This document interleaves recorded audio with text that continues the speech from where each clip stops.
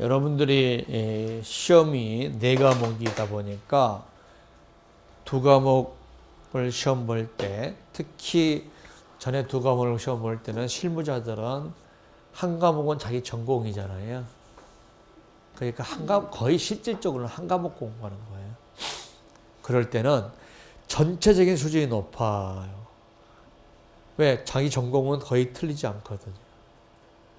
여러분 한번 생각해 보세요. 여러분들은 막 틀리는데 맨날 한 10년씩 그 문제를 계속 봉금 치고 하는 사람들은 어떻게 합니까? 어느 정도냐면 딱 보는 순간 함정, 요거 안다니까? 여러분 지나가는 것도 딱 보면은 알아. 엄마 한 10년 하면. 그잖아. 엄마도 한 20년 하면 있잖아. 거짓말한 거 금방 알아. 알면서 넘어가는 거요. 너도 아빠 해봐. 금방 알아. 자, 그때는 조금만 잘못 써도 점수가 확 떨어지는 거예요. 근데 지금은 어차피 다들 4과목을 다 완벽하게 쓸 수 없다 보니까 내가 포기하지 않고 끝까지 써내는 게 중요해요. 근데 많은 사람들이 자기 스스로 자기가 채점을 해갖고 나는 안 되겠다라는 끝까지 개겨야 돼. 왜? 강력하게 믿는 거지. 옆에 놈은 나보다 더 개기고 있을 거다. 그걸 믿고 가야 된다. 왜? 지금 시험은 이 시험은 그래. 이 시험은 그래. 그래서 내 스스로 혼자 채점하면서 자포자기하지 마. 내가 많이 공부 안 했어. 그래서 무조건 가서 무조건 개겨. 저기 지금 한 30명 가까이 있는데요. 여기 우리 수국 형님도 본인이 합격한다는 생각을 못했어? 재수 좋으면 남들이 못 쓰면 합격할 수도 있다 이런 거 했지. 확신하지 못해. 그러니까 여러분들이 공부를 어떻게 해야 되는지는 알겠죠. 지금 막 완벽하게 막 한 게 아니라 빨리 중요한 것부터 빨리 터프하게 전체를 빨리 이해 나가요. 전체를 빨리 이해 나가요. 자, 그러면 담보 기준은 시험 문제 많이 나오는 겁니다. 그 중에서 이건 안 나와요. 왜 안 나오겠어요? 모든 문제에 모든 보험이, 자, 보험을 보면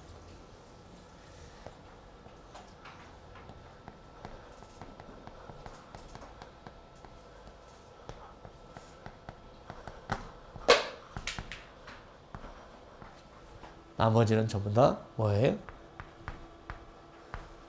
아크런스. 그러면은 지금 자, 크레메이드가 이만큼 있는데 사실은요 이만큼이에요. 왜? 여기는 질병보험이잖아요. 그죠?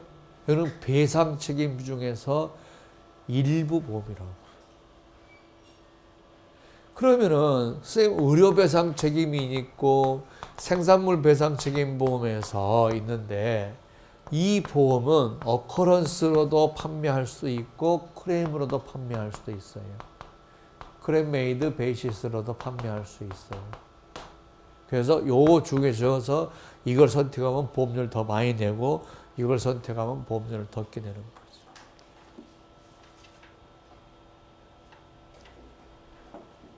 가끔씩 보니까 어떠냐면 선생님 의료배상에서는 이거밖에 없잖아요. 생산물 배상 책임 보험에서는 이거밖에 없잖아요. 근데 왜 그래요, 여러분? 그래서 제가 약관을 드렸어요. 여기 있잖아, 어커런스. 몰랐어요. 2개 다 팔아요. 선택하는 거예요. 그러면은 자 보래요. 어커런스로 할 거냐, 클레임으로 할 건자가 누가 선택한다고 해요? 계약자가 선택하는 거예요. 계약자가 선택하는 거예요. 근데 클레임 메이드로 하는 이유를 했더니, 자, 저는 뭐라고 그랬냐 그러면, 자, 예를 들어서 20년 전 사고다, 뭐 10년 전 사고다. 그 다음에 클레임은 이때 들어왔, 손배 청구 왔다 이거죠. 왜? 의료사고는 이때 났는데 이때 청구 들어왔다는 얘기잖아요. 그러면은 이 사고에 대해서 이때 보험회사가 담보할 거냐, 이때 보험회사가 담보할 거냐. 이때 보험회사가 담보하면 어커런스고, 이때 보험회사 담보하면 클레임이라는 얘기죠. 클레임 메이드란 말이에요. 그죠? 그런데 클레임 메이드의 를 사용하는 이유를 했더니 추산보험금 때문이래요. 계약자가 추산보험금 생각하냐? 아, 내가 보험자의 추산보험금 때문에 어커런스를 들지 말고 클레임을 들어야지. 이렇게 들겠냐고. 에? 이게 1번이야. 원인 중에. 클레임을 하면 이걸 쓰는 이유를 쓰라고 해요. 이유를. 그때 2번이 뭐냐 그랬더니 증거를 뭐 어쩌저쩌저. 아니에요. 감각이 없는 거야. 감각이. 보험자가 상품을 이것만 만들었다. 이걸 안 만들었다. 그러면은 그럴 수도 있겠죠. 근데 계약자가 선택한단 말이에요. 이것도 만들어 놓고 이것도 만들어 놓고. 그러면 계약자 입장에서 찾아야죠. 계약자 입장에서. 실무를 좀 많이 해보면 당연히 계약자 입장에서 찾아야 된다는 나오잖아요. 보상 한도 때문이라. 손해배상 청구는 손해배상 청구한 시점이 물가로 한단 말이야. 근데 이때 보상 한도를 해버리면 보상 한도 1,000만 원이고 이때 보상 한도가 2억이야. 근데 손해배상금은 언제 산정해? 이때 물가로 산정하니까 1억 7천만 원 나왔어. 1,000만 원 받아보면 뭐해? 안 받으는 건 똑같은 거지.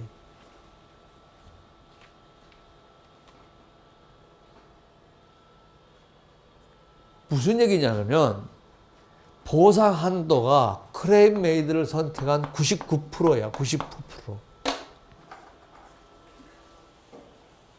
그런데 책에 보니까 어떤 책에든지 보상 한도라는 말보다는 추산보험금이라고 올라 있는 거야. 그러니까 쓴 사람이 어디서 뺏겼었는데 그 사람도 감각이 없는 거야.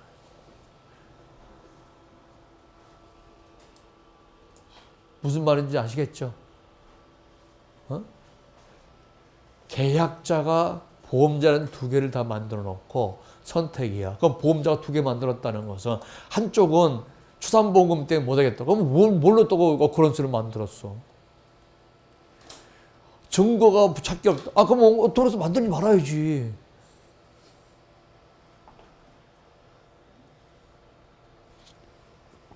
그런 책은 감각이 없는, 선생 자체도 감각이 없는 거예요. 여러분 지금 이 감각이라는 게, 예? 여러분들 느낌을 전달해 주는 거예요. 굉장히 큰 거예요. 그냥 줄 긋고 외워주세요. 줄 긋어서 이것이 아니고 뭔가 내가 오랫동안 알고 있었던 느낌을 전달하려고 노력하는 거잖아요. 그래서 클레임 메이드에서 다른 건 다 안 써도 돼요. 보상 한도예요. 가장 큰 게 보상 한도예요. 그리고 생산물 배상 책임에서 클레임 메이드 베이스만 있는 게 아니에요. 어커런스 베이스도 있어요. 의료 배상 책임에도 어커런스 베이스 있어요. 다 있어요. 양쪽 다. 그래서 우리가 추산보험금 아닙니다. 그거는 그러면 어커런스 베이스를 못 파는 거죠. 그러니까 아예 말하는 왜 그런 얘기가 나오는지 모르겠어요. 가장 중요한 건 계약자의 선택이고 계약자는 왜 선택하냐? 계약자 입장에서 추산보험은 아무 관심이 없어요. 추산보험이 뭔지도 몰라요. 그럼 계약자는 뭐예요? 내가 적절한 보상을 받을 수 있냐 없냐잖아요. 적절한 보상을 받을 수 있냐. 오케이? 또 하나 잘못 알고 있는 것 또 하나 있어요.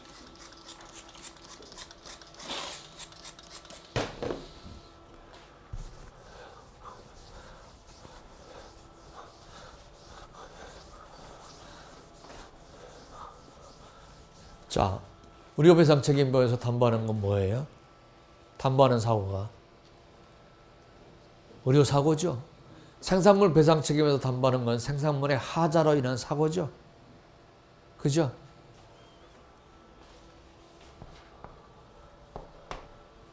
자, 이게 우리가 보험기간이에요. 그 다음에 자, occurrence가 아니고 claim made라는 얘기는 자, 사고 발생일을 소급해요. 이건 소급기일이.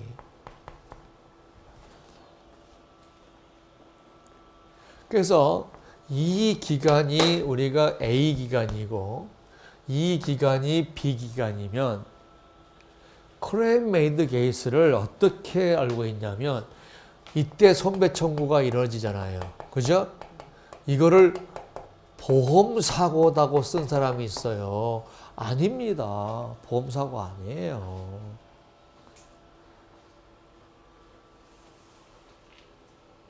뭐가 보험사고예요? 의료사고가 보험사고잖아요. 그러니까 여기 이 기간 내 A 기간 내에 발생한 보험사고에 대해서 B 기간 내에 손배 청구가 이루어지면 보상해 준다는 거예요. 무슨 말인지 아세요? 그러면 자, occurrence는 하나의 조건만 충족이 되면 돼요. 보험기간 중에 보험사고잖아요. 그 다음에 디스커버리도 보험기간 중에 디스커리만 있으면 돼요. 보험기간 중에 질병이 발생하면 돼요. 근데 클레임 메이드는 두 가지 조건이 있어야 돼요. 예, 제1조건이 이거고 1조건이고 제2조건이 이거예요. 그래서 두 개의 조건이 충족이 돼야 돼요.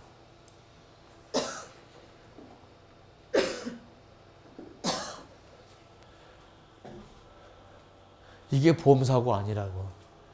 그러면은 원자력 배상 책임이나 의료 배상 책임이나 손배 청구가 보험사고면 보험사고가 다 똑같게? 그 말이 안 되잖아요. 어? 생산물 배상 책임이나 다 보험사고 똑같게? 그럼 하나 보험 담보하지.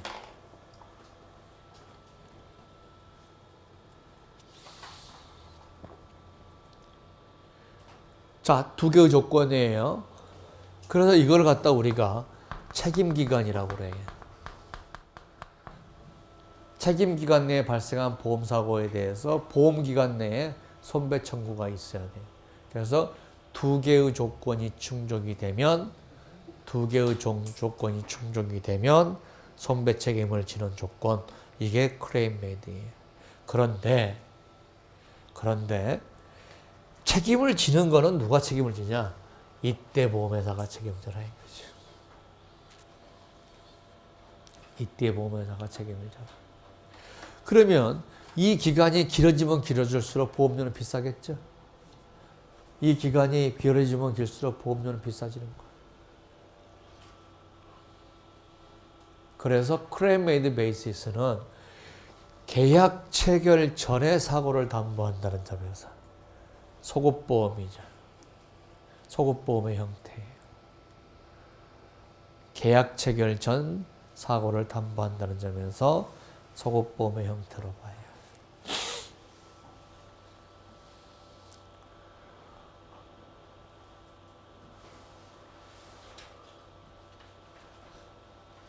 자, 그런데 자 보겠습니다. 이때 사고 났어요.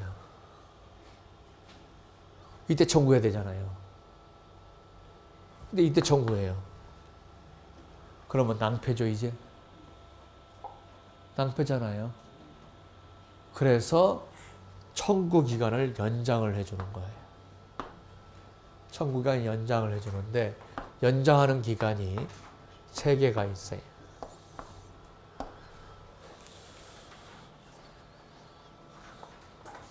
똑같이 60일, 60일, 60일.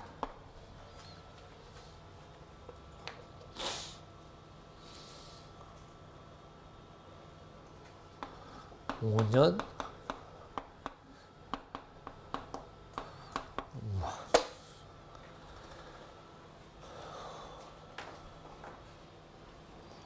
똑같이 60일이라는 걸 인정해 줘야 돼요. 똑같이 60일. 60일인데, 자, 그런데 이거하고 이거를 또 구분해야 돼요. 이거는 자동으로 적용돼요.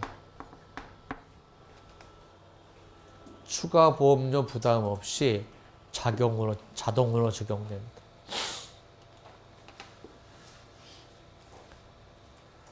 60일 내에 손배 청구해요.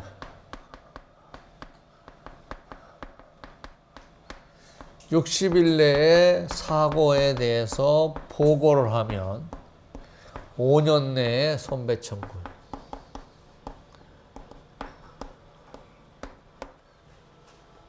60일 내에 추가 보험료를 내고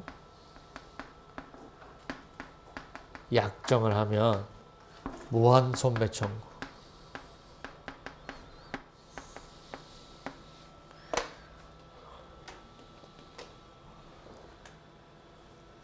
외울 수 있겠죠? 똑같이 60일로 딱 찔러버리라고 해요. 따로따로 외우지 말고 똑같이 60일로 자르놓고 손배 청구, 보고 후 손배 청구, 그 다음에 추가 보험료 내면 무한. 근데 이거는 추가 보험료를 내야만이 해준다는 거예요.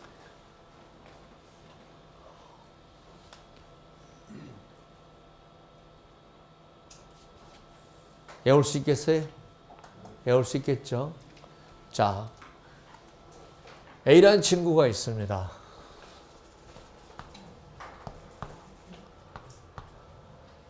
자, 요 그림 두 개 그리세요.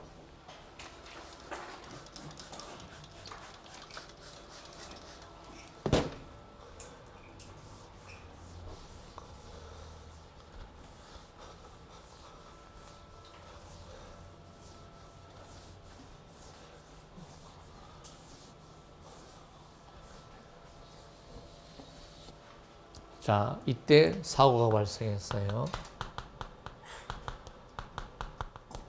A하고 B가 다친 거죠.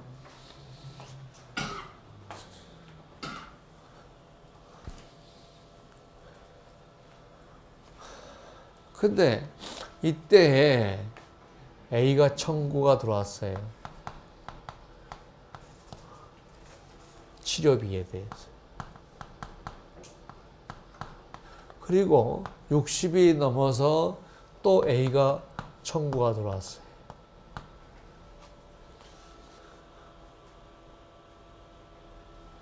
자, 이 경우에는 A의 경우 최초 청구가 들어올 때 이 모든 청구가 들어온 걸로 보겠다는 것이. 최초 청구가 들어올 때 모든 청구가 들어오는 걸로 보겠다.